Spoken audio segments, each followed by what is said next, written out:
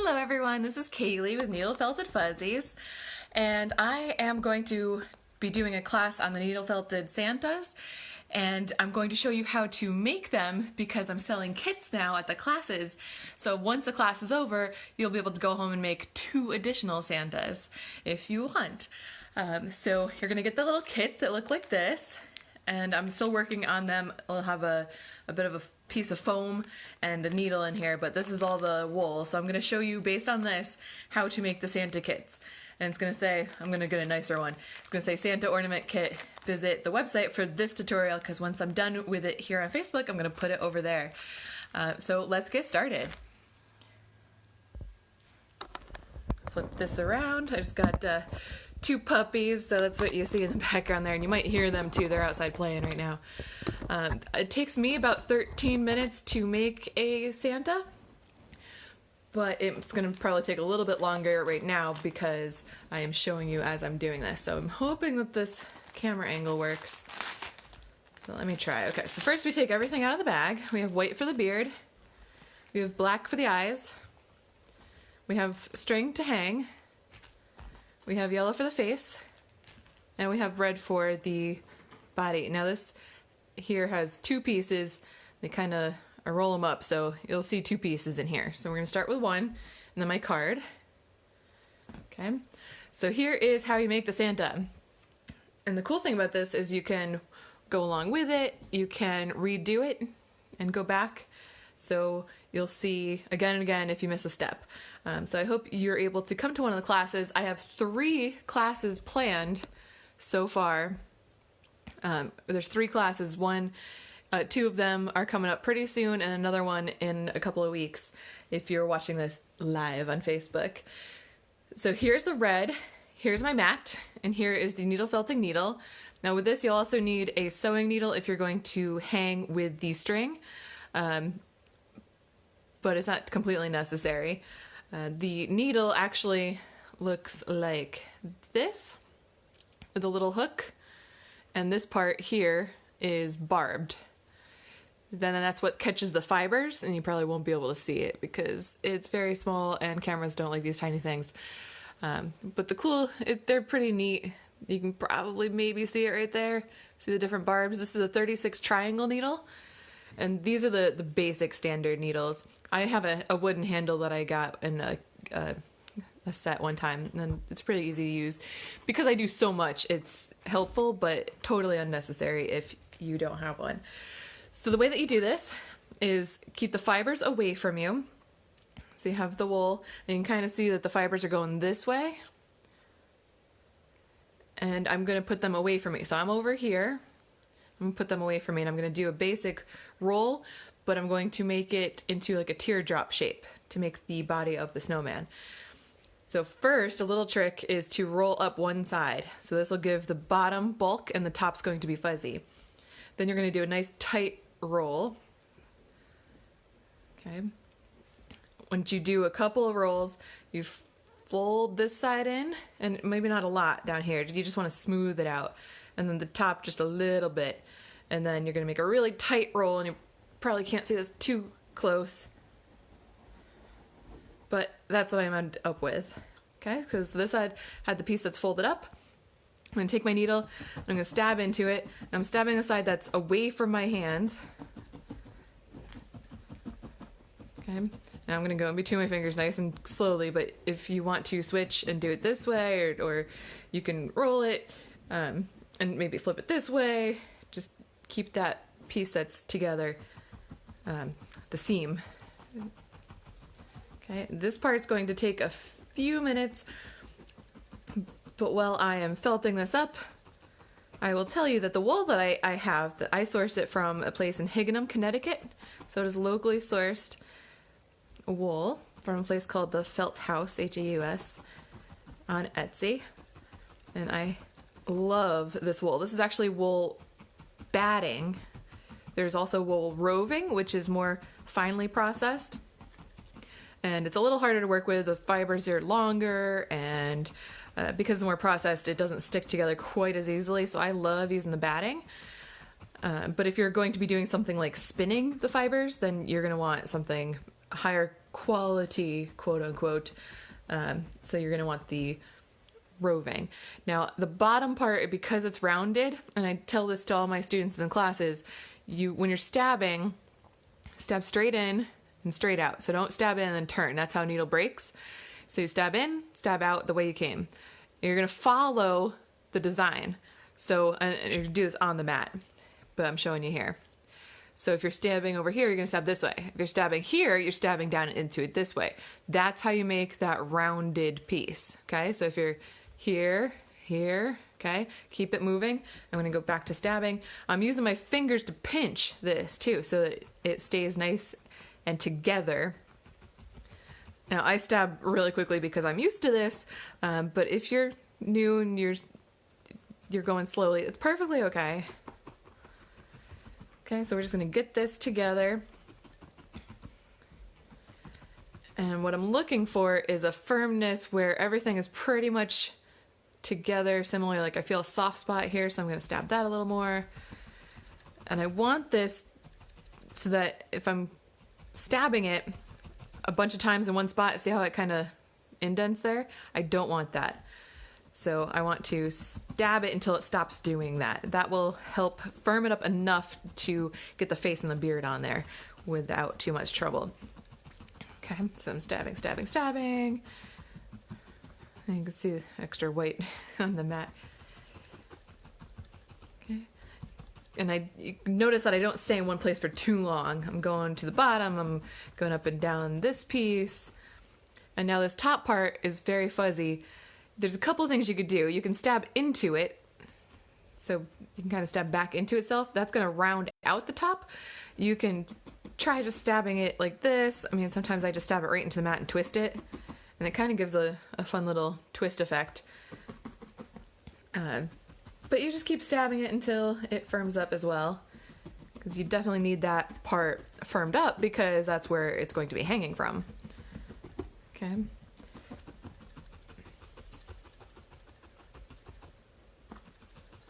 So, okay, I think we are pretty much ready to move on to the second part. This piece isn't completely where I want it, but I can finish that up later before I hang it. Okay, so the next step is the face. So we're gonna grab our yellow. Now this is actually wool roving, so you can see it's nicer fibers, longer fibers. So in order to break this down so it's a little bit easier to work with, we're going to use a technique called restacking. And basically you take the fibers that are going in this direction. So before we were laying it this way, this time we're going to hold it in between our fingers this way and gently pull it and then stack it on top of each other. And we're going to break that down until it's about half this size. So quite a few breakings and stackings. And what that does is you can kind of see already that it's getting a little bit fuzzier. That makes it so much easier to work with, and it will give a better cover to the face as well. Now for this, what I'm going to do is kind of form this into a rectangle in my hands. So this loose fibery piece here, I'm going to fold over. This piece I'm going to fold over. And this piece I'm going to fold over. So it's a bit of a rectangle. A little hard to see like that. Okay, so I'm going to find where I want my face, and somewhere in the middle, about there. Okay, then I'm just going to stab that into place. First I stab the center just to keep it on there, and then I'm going to use my needle to put the fibers where I want it. Now it's not super important that you get a perfect circle or anything, because we're going to basically cover this whole thing with a beard. But it is kind of important to get it even so that the top part where the eyes go will be okay. And don't be afraid to move this around, get it into a comfortable spot. And see how this part here, I'm just going to take the needle and put the fibers where I want it. This takes a little bit of practice. And you don't want to put your finger directly behind it either, because you will stab right through very easily. Okay, so first I kind of do the center, then I do the outsides and get it into a spot where I want it, and then I go back through and just do every bit. Okay, Now it's a little bumpy. So you just keep working it. And then I kind of go back into the body too, because you can kind of see it's indenting a little bit. And that just means that this part's not as firm as that part, which happens when you add more to this part and not this part. So just kind of stab, and I might turn it again, just kind of put it back into a shape that you want. Bottom's looking a little soft. So that's why it's okay to move on to the next part before you're completely satisfied and done with the first part. Because, like I said, you just keep going back to it. Okay, so now it looks kind of like an alien or something. I don't know. It never looks good until it's fully done. We say that in my classes all the time. Okay, so next is the beard. And I totally forgot to save a piece of the yellow for the nose. So I'm going to just pull off some. See how cool this is? You just pull it off and then fix that up a little bit. Fiber is your friend. It's very, very easy to use. And again, you don't want to get that too done because we're going to add the nose. We're going to add the beard. And again, this is for 2 of them, so I probably shouldn't even use the whole thing, but I'm in a hurry because I'm actually on my lunch break right now, so I apologize. So remember that each one of these bags holds enough for 2, so before you do anything, break it in half. Put the other pieces over to the side. Okay, so now I have enough for the beard. I'm going to restack it a little bit just to get it a little bit smaller and also to make it a little fluffier. Now I noticed that this piece is kind of fuzzy. I'm just going to roll that back into it. And what I like to do is get it to about 1 inch by 2 inches. So 1 inch this way and then 2 inch this way, give or take. And I stab it right in the center so that it kind of makes 2 butterfly wings. Okay. So right in the center there. Put this off to the side for a minute. Okay. And because I stabbed into the mat, what I can do is fold this piece over and stab that into place, and then I have a bit of a beard, and it's going to not be the proper size, but that's okay. So now we have the body back and we have the beard. Now I'm going to lay this flat line against the bottom of the yellow where the face is, and I usually hold it like that, and I just stab right into the center, get it in place, and then I kind of stab over to the side, and then with this extra fuzz, kind of bring that up the side of the face to the top of the yellow, and that kind of makes the sideburns. Okay, and same thing with this side. I did this side with my fingers. I could do this side with my needle just to show you a different way.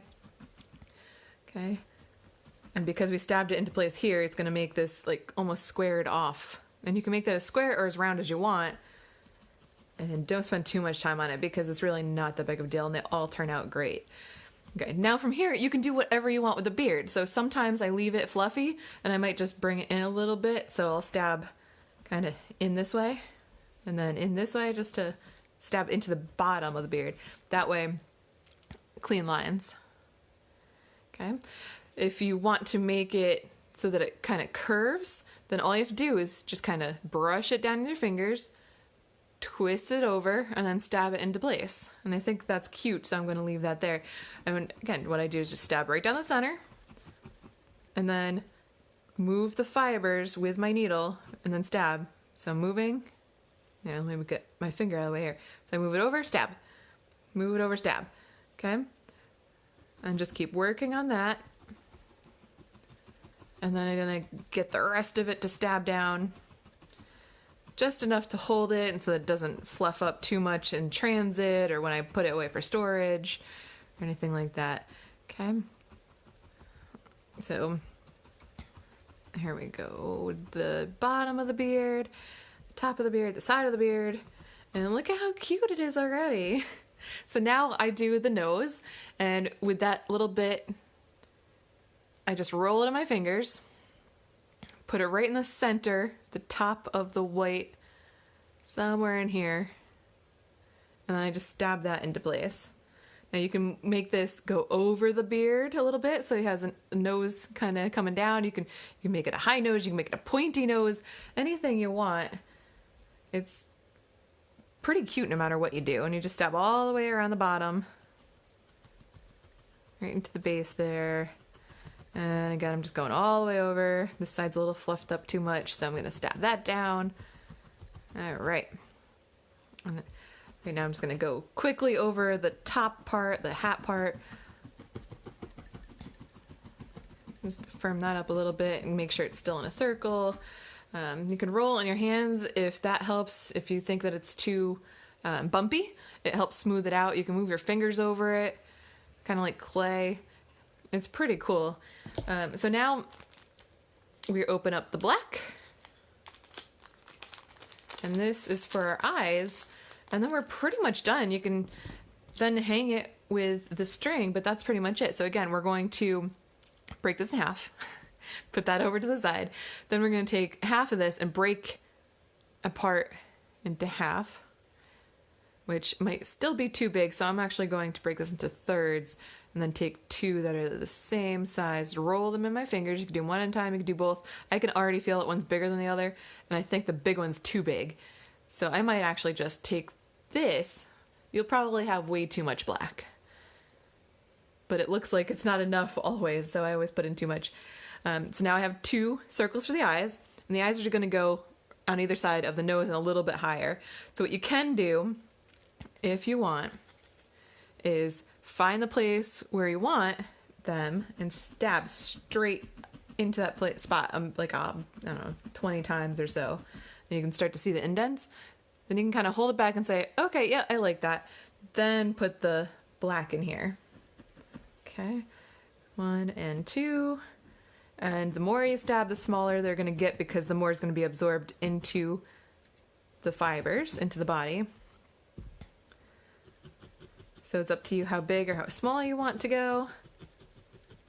And if you would like to, you can add the little white dots. And that's just taking teeny tiny little bits, mere fibers, rolling them in your fingers and doing the same exact thing. Usually like right top left corner of the eye. Same thing on the other eye. It's very small, very tiny, and again, do this on the mat, but it's so small I'm bringing it up to the camera. Okay, so if I hold that back, I don't know how well you can see that, maybe on the brown, on my leather ottoman. Okay, so now is the string. So you can pop this open, and I did put 2 strings in here. Okay, so you take the one string, and it's actually 2 strands. I just find that 2 is a lot more sturdy than 1. So I'm going to thread my needle. Going to stab this right through about here. And then the cool thing with needle felting is you can hide the knot, and you can make it so that you can't see it at all. So what I'm going to do is tie this up real quick. I always try to get it right to the top, but that's just me. So I don't have to snip. And if you bring the knot down and kind of force it through, it disappears. Then all you have to do is stab it, because it's cotton and wool threads. If you stab where it is, and I always stab from all 4 directions, top, bottom, left, right, diagonally, any kind of directions, then it should stay. So if I now hold it, and I might need to do this a little bit more, but yeah, it won't move. So how cool is that? Thank you so much for watching, and thank you for purchasing the kit if you have done so. If you'd like to buy the kit, let me know. I should start to sell these in my Etsy shop pretty soon, but I'm doing a bunch of classes and I want to make sure I have stock for the classes. Like I said, these take me about 13 to 15 minutes, but I do 3 of them and put them in the bags. And actually, if you want to take a walk, I will show you my setup. I'm working on my craft fair table setup, and you'll be the first ones to see it. Turn the light on. So here is what I have so far. Again, work in progress. Got some turkeys, got some cool things, got my fox potatoes, fox potatoes, I'm going to be doing 2 sets, so you can keep one and give one. And I have some snowmen here, or some Santas here, some snowmen. I've got some ornaments.